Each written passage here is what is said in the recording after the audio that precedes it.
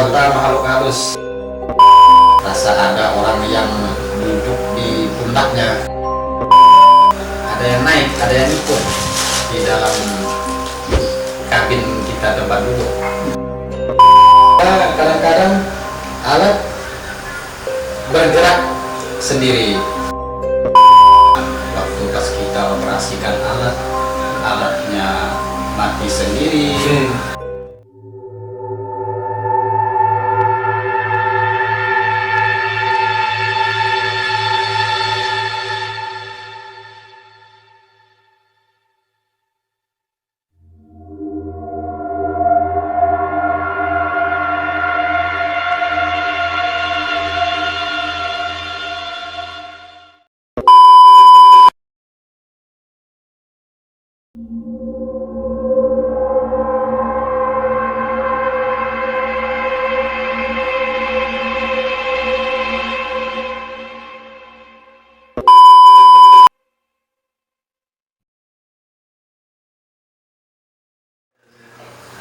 Selamat malam teman-teman, kembali lagi bersama kami di channel Activity di segmen Horror Experience.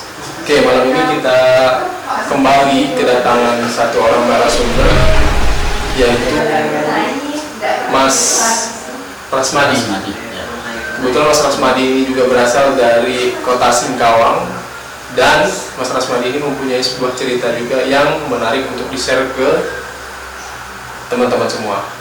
Oke, Mas Rasmadi ini merupakan seorang operator alat berat juga, dan Mas Rasmadi pernah punya pengalaman mistis saat mengoperasikan alat berat di daerah Air Hitam Singkawang. Bagaimana cerita lengkapnya? Langsung aja kita saksikan videonya. Buat teman-teman yang memiliki cerita menarik, jangan lupa disampaikan langsung ke Instagram kami atau langsung disampaikan di komentar di bawah. Oke, tanpa berlama-lama lagi, inilah cerita lengkapnya.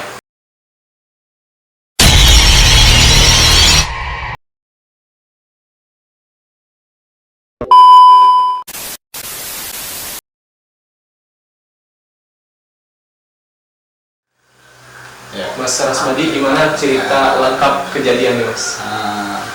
Kejadian itu pada tahun 2014 pertama saya masuk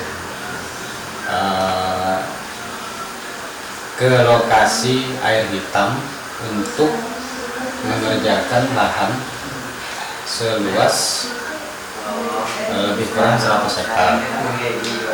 Pembukaan lahan itu dikerjakan memakai alat berat, yaitu ekskavator.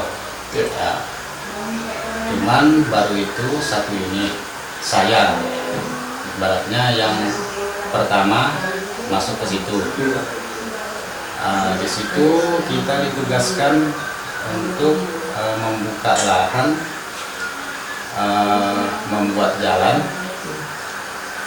menggali parit, dan juga staking untuk jalur tanam sawit. Jadi di situ ada yang memperingatkan. Dia bertugas sebagai koordinator lapangan.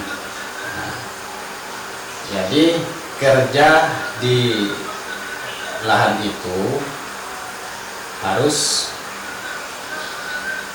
ibaratnya hati-hati. Kerja tidak boleh melebihi batas yang telah ditentukan. Ibaratnya jangan sampai pulang jam 5 sore. Berarti kerja itu nggak boleh lebih dari jam 5 sore? Ya, betul. Batasnya jam 5 sore? Batasnya jam 5. Setengah 5 kita udah pulang, parkir alat, standby, kita pulang. Karena di situ banyak mengandung hal-hal mistis, seperti yang saya alami. Baru-baru saya masuk ke situ, kerja di situ, banyak hal-hal yang tidak terduga. Ibaratnya waktu pas kita operasikan alatnya mati sendiri. Ada juga yang ibaratnya rusaknya itu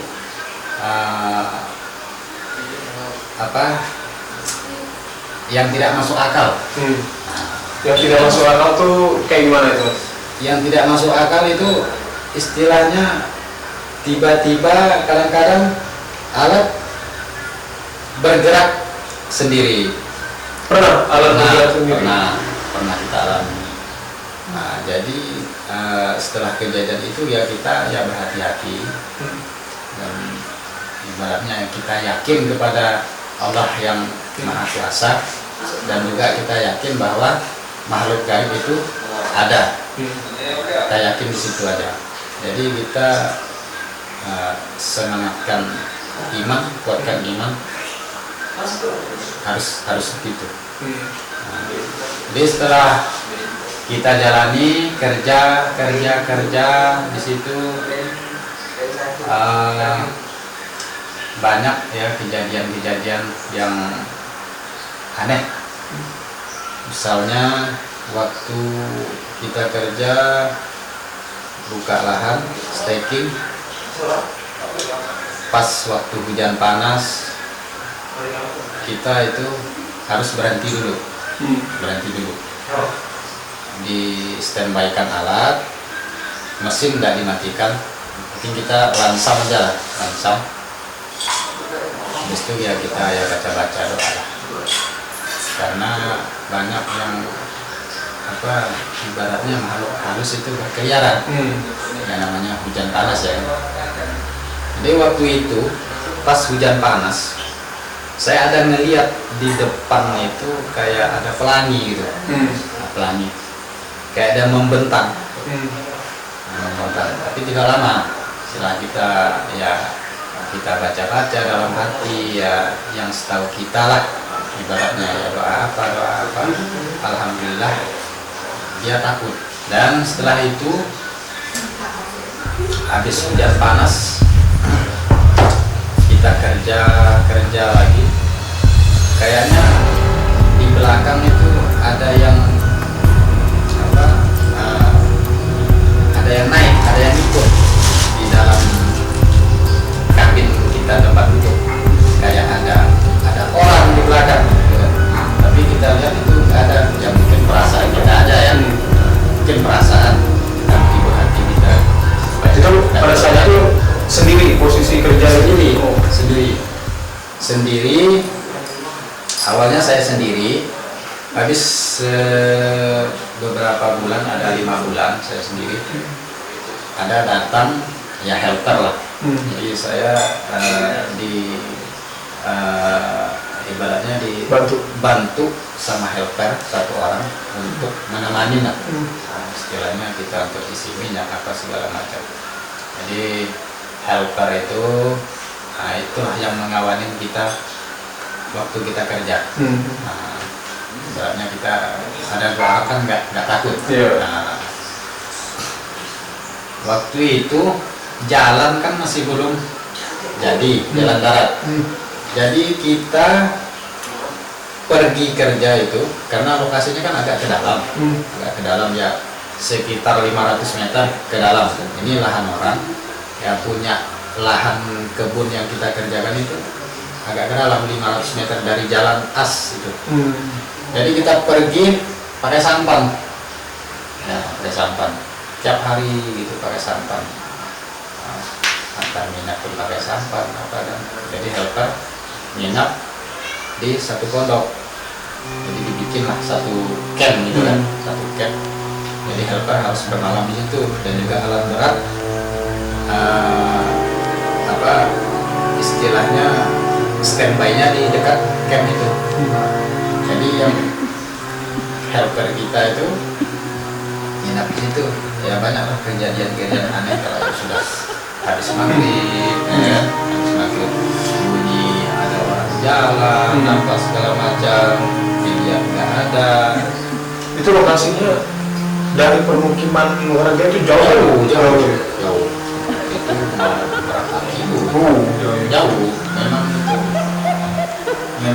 dalam lah, jauh dari pemukiman. Banyak hal-hal yang mistis yang terjadi di situ. Jadi koordinator lapangan itu kan di situ kan perannya ya istilahnya juru kunci lah ya, juru kunci di situ, orang sesepuh di situ banyak mengingatkan jangan sampai kerja yang ibaratnya melewati batas yang telah ditentukan. Alhamdulillah habis saya masuk di situ ya minta jauhkan juga lah kita ya dari gangguan-gangguan makhluk gaib atau segala macam. Jadi lahan itu kan mau dikejar, mau dikebut supaya tahun depan harus selesai. Jadi satu unit kan kita nggak mampu ya. Jadi ditambahlah satu unit alat berat lagi pada tahun 2015. Oke, berarti penambahan alat baru itu udah masuk tahun 2015 ya? Udah masuk tahun 2015. Beliau masuk jadi ya perkenalkan kita kan ibaratnya kan walaupun satu perusahaan tapi kan belum kenal, belum pernah jumpa. Jadi di situ kita berjumpa, kita kenalan, dan juga ya waktu masuk di sini, waktu kerja di sini diperingatkan pulang jangan sampai lewat jam 5 sore. Harus udah mati mesin. Jadi yang beliau ini mendengar ya ada berapa bulan, ada 2-3 bulan setelah dia masuk di situ kan, barulah ada kejadian yang menimpa beliau tadi itu. Padahal kita kerja kan satu lokasi. Pada suatu harinya itu dia kan jalan, ibaratnya kita jalan itu sama, masuknya sama, keluarnya sama, tapi di samping jalan itu ada satu pohon itu besar. Mungkin kalau kita 20 ini nggak peluk ya, saking besarnya pohon itu. Memang pohon itu nggak diganggu, ibaratnya nggak ditumbang apa didorong pakai alat berat. Jadi di situ kita ibaratnya ada merasakan yang mistis lah sekitar pohon itu. Pohon itu. Setelah itu saya pun rasa ibaratnya kayak buang air kecil gitu ya. Buang air kecil. Ya saya permisi lah. Padahal dekat pohon itu. Dekat pohon itu. Alhamdulillah. Nggak ada istilahnya kita pulang kerja nggak ada gangguan yang makhluk halus itulah. Setelah itu kawan itu yang masuk ya cuman ibaratnya ya bola balik ya kan. Di situ itu kawan yang posisinya baru yang penambahan satu unit alat tadi itu. Pada kawan yang disebutkan tadi awalnya.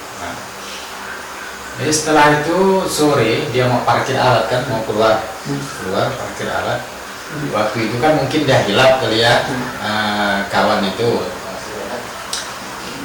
karena kan koordinator lapangan itu kan udah menyebutkan jangan sampai lewat jam 5 sore baru berhenti bekerja. Mungkin dia hilap, dia sampai jam 5 akan lewat ya, jam 5 lewat lah, sedikit lah ya. Kejadiannya itu pas hari itu dia kayak diikutin halus waktu pulangnya kerja gitu. Karena kan pulangnya kan lewat hutan lagi. Datang ke rumah dia rasa nggak enak badan. Mandi, habis mandi ya mungkin ya kita kumpul-kumpul sama keluarga lah gitu kan. Rasa pas malamnya itu sekitar jam 9-an lah, ya itu udah mulai terasa rasa takut pada. Tapi saya belum tahu itu karena kejadiannya itu kita kan karena sama-sama pulang masing-masing. Jadi besoknya saya masuk, beliau ini nggak masuk. Tanya-tanya kan kita kan, kok kawan ini nggak masuk, ada apa kan, apa halnya. Jadi ya saya masih kerja masih saya kerja, nggak tahu itu yang kawan udah demam lah gitu kan. Kerja 1 hari selesai, besok nggak ada lagi masuknya beliau dari itu kawan. Jadi saya tanya, kok dia nggak masuk ya. Jadi ada kawan yang ngasih tahu, beliau itu sebagai mekanik di perusahaan itu, bagian alat berat. Jadi dia ngasih tahu bahwa teman kita itu demam, ya. Demam, katanya dia sering kerasukan. Jadi saya pun kaget, kok bisa kerasukan. Jadi diberitahukan kepada koordinator lapangan itu kan, kasih tahu bahwa beliau tadi itu menyebut yang koordinator lapangannya. Karena yang si koordinator lapangan ini tahu seluk-beluk di situ tahu. Bahkan yang makhluk halus di situ udah kenal semua sama yang koordinator lapangan tadi itu, karena di situ kan dia juru kuncinya. Setelah itu ada beberapa hari keadaan kawan tadi itu kayak makin parah gitu kan.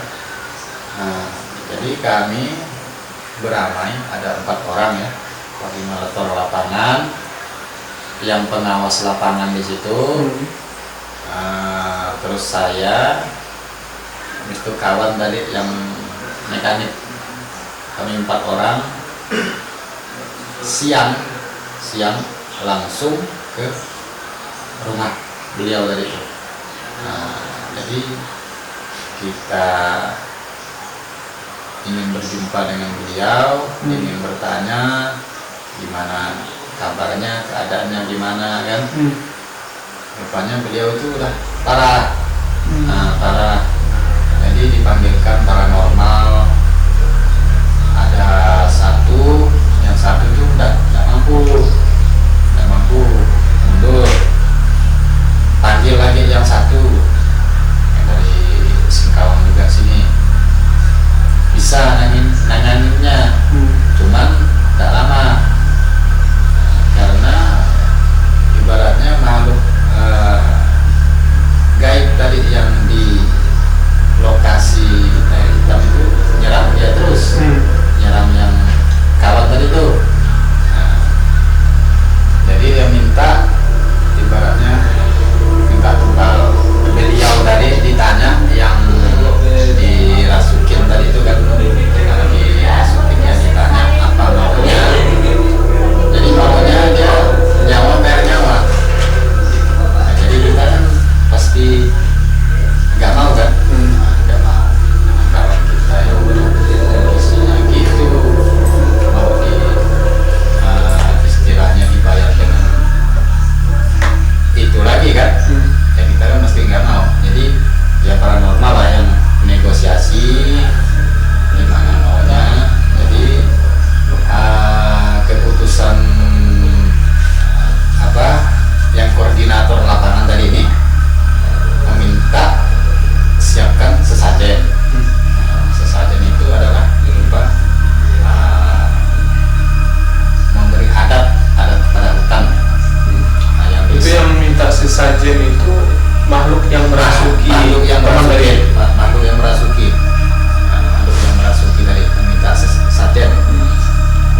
disiapkanlah sesajen itu. Jadi kita ritualkan di lapangan, manggil ketua adat di situ ritual. Selesai ritual, kita tanya lagi yang itu, yang beliau tadi yang dirasukinnya itu. Selesai satu, tapi yang lain nih masuk lagi. Istilahnya di situ ramai, kayak perkumpulan.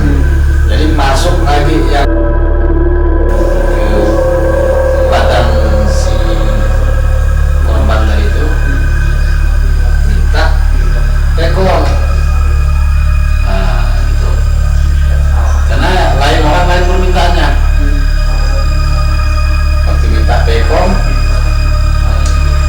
kita belum janji minta dibikinkan, karena kan waktu itu kan yang bertugas itu koordinator lapangan yang mengelola di situ kan, apakah disetujui atau enggak gitu kan. Tetapi si korban tadi itu kan udah ibaratnya udah lemah ya.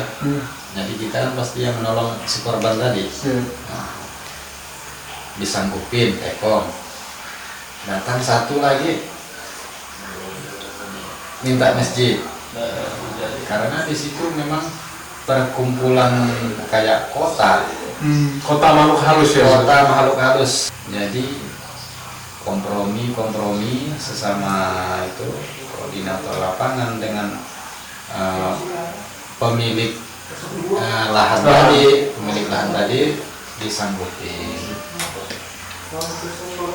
minta tempo 7 hari harus selesai bikin musola dengan tekong. Nah, jadi setelah itu 7 hari itu nggak selesai. Oh, setelah pembangunan awal 7 hari belum selesai. 7 hari belum selesai. Jadi yang si korban tadi ya lebih gimana ya, makin parah lah. Ibaratnya semangatnya udah jauh di bawah, jadi harus dipanggil lagi semangatnya tadi, karena udah terlalu jauh gitu kan. Jadi yang paranormal itu ya sama-sama mendoakan yang si korban tadi supaya semangatnya tuh datang balik. Setelah itu 3 hari, setelah 7 hari itu kan tambah 3 hari lagi baru selesai. Tapi ya nego-nego lah dulu sama yang makhluk halus tadi itu, karena mau dipindahkan ke Gunung Poteng, yang satu nggak mau dipindahkan yang satu ke Bengkong, yang lain nggak mau, karena di situ udah memang rumahnya. Apabila dia dipindahkan ke lain, dia jadi budak lagi, karena di sana tuh lebih kejam lagi rajanya. Nah, istilahnya lah. Kalau di sini kan dia yang udah berkuasa, jadi dia tidak mau dipindahkan. Habis itu jadilah musola itu. Musola itu diisi dengan sajadah, Al-Quran, ya kan, peci, disiapkan semua itu, harus disembayangin. Nah, syaratnya itu harus disembayangin. Yang pekong itu juga dengan isi-isinya harus setiap hari itu disembayangin. Maunya dia gitu supaya aman, supaya dia nggak ganggu lagi di yang bekerja di situ. Setelah terwujud siap musola sama pekong, yang si korban tadi itu udah mulai membaik setelah selesai membangun itu pekong itu. Setelah membangun itu tadi ya, yang si korban udah mulai membaik, tapi masih ibaratnya masih diobatin lah. Masih diobatin karena kan kondisinya kan masih lemah, karena terlalu banyak tadi yang masuk gitu.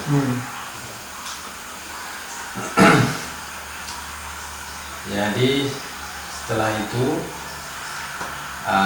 yang si korban tadi itu dibawa ke rumah sakit, berobat apa segala macam. Tapi kawan itu memang udah betul-betul kayak ibaratnya semangatnya itu udah jauh udah. Nah, untung yang kawan tadi itu satu lokasi kerja, yang ibaratnya kalau dibilang di situ dia memang tatung. Nah, tatung, dia orang Cina, dia tatung. Jadi diambillah contoh bajunya tadi yang di hari-hari dipakainya. Nah, hari dipakainya dibawa. Pas kami malam itu berempat pergi menjenguk si korban tadi itu ke rumah sakit. Pulangnya kami pinjam bajunya, besok paginya kami ritualkan lagi secara tatung. Ritualkan, ibaratnya berobat. Habis berobat itu bajunya tadi itu dibawa lagi, dipakaikan lagi ke si korban tadi. Nah, dari situlah keadaan si korban tadi itu mulai membaik. Ibaratnya gangguan-gangguan yang makhluk gaib itu tidak nyerang dia lagi. Udah nggak datang lagi sama dia. Setelah ritual tadi yang bajunya tadi itu. Karena kan ibaratnya udah ikhtiar lah ya, secara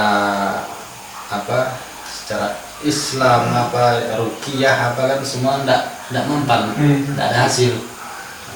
Ada hasil tapi ndak memuaskan gitu kan. Nah, jadi ya mana kawan-kawan yang kenal ingin membantu ya, kita pun ya syukur juga ada kawan yang bisa membantu gitu. Nah,